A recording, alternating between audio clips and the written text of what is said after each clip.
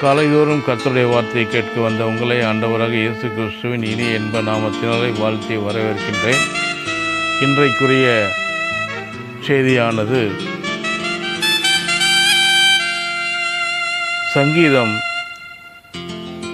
8ஆம் அதிகாரம் 5 முதல் 6 வசனங்களை என்ன சொல்கிறது என்று பார்ப்போம். என்று சொன்னால், சங்கீதக்காரன் மகிமையினாலும் கனத்தினாலும் அவனை முடிசூட்டினீர்.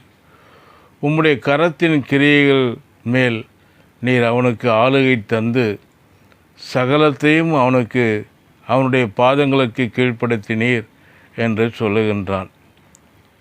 இப்படி ஆளும்படியாக மனுஷன் உண்டாக்கப்பட்டிருக்கிறான் என்பதை தான் கூறுகின்றான்.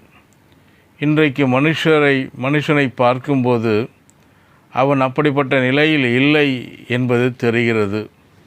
பாவத்தின் மூலம் வீழ்ந்து போன மனுஷன் ஆளுகை இழந்தவனாக காணப்படுகின்றான்.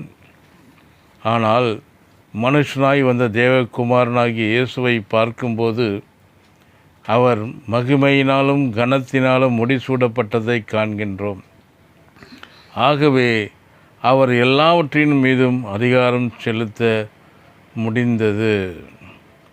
இரண்டாவதாக, இந்த அதிகாரத்தை இழந்து போன மனு வர்க்கத்திற்கு அதை தம்முடைய மரணம் மற்றும் உயிர்த்தெழுதல் மூலமாக அவர் மீட்டு தந்தார். மரணத்தை உத்தரித்தின நிமித்தம் மகிமையினாலும் கனத்தினாலும் முடிசூடப்பட்டார் என்பதின் அர்த்தம் இதுதான். இவருக்கு ஏற்கனவே இந்த அதிகாரம் இருந்ததே. அப்படியானால் அவர் மரணத்தை உத்தரித்த நிமித்தம் மகிமையினாலும் கனத்தினாலும் முடிசூட்டப்பட்டார் என்று ஏன் சொல்ல வேண்டும்? மறுபடியும் ஒரு முடிசூடுதல் ஏன் நடக்க வேண்டும்? ஏனென்றால் தேவகுமாரனாகிய இயேசு மாம்ச ரூபத்தில் வந்தபோது அவருக்கு அந்த அதிகாரம் இருந்தாலும் கல்வாரி சிலுவையிலே மனுஷனுடைய பாவத்தை சுமந்து தீர்த்ததன் மூலம் மனு வர்க்கத்திற்கு மீட்பை உண்டு பண்ணினதால் மனு வர்க்கத்தின் சார்பில் இவர் அவர்களுக்காக அவர்கள் இழந்து போன அதிகாரத்தை திரும்ப பெற்றுக்கொண்டார்.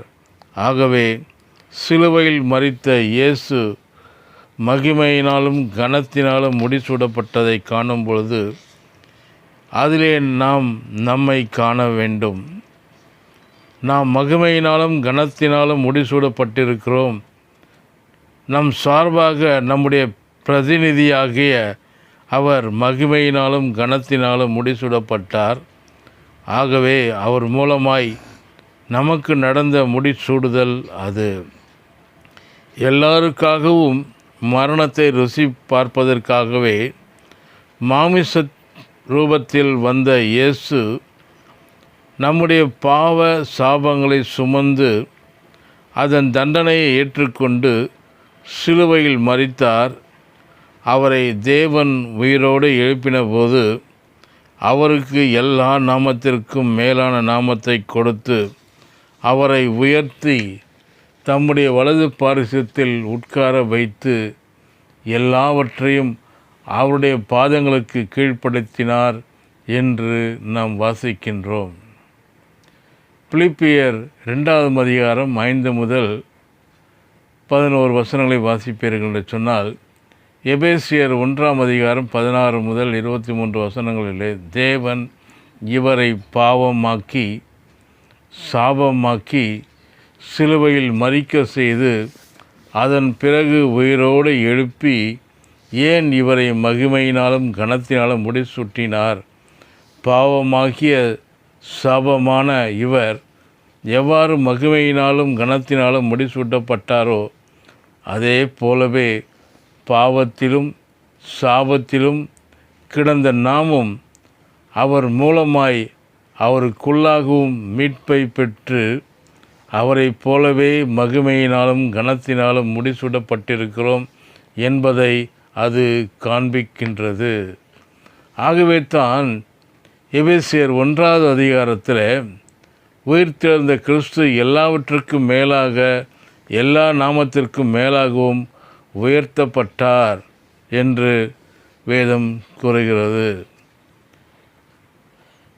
எபேசியர் 1ஆம் அதிகாரம் 20 முதல் 23 வசனங்களை வாசிப்பீர்கள் என்றால், எல்லா துறைதனத்துக்கும் அதிகாரத்துக்கும் வல்லமைக்கும் கர்த்தத்துவத்துக்கும் இன்மையில் மாத்திரம் அல்ல, மறுமையிலும் பெயர் பெற்றிருக்கும் எல்லா நாமத்துக்கும் மேலாய் அவர் உயர்ந்திருக்கத்தக்கதாக அவரை உன்னதங்களில் தமது வலது பாரிசத்தில் உட்காரும்படி செய்து எல்லாவற்றையும் அவருடைய பாதங்களுக்கு கீழ்ப்படுத்தி எல்லாவற்றையும் எல்லாவற்றாலும் நிரப்புகிறவருடைய நிறைவாகிய சரீரமான சபைக்கு அவரை எல்லாவற்றிற்கும் மேலாக தலையாக தந்தருளினார் என்று சொல்கிறது.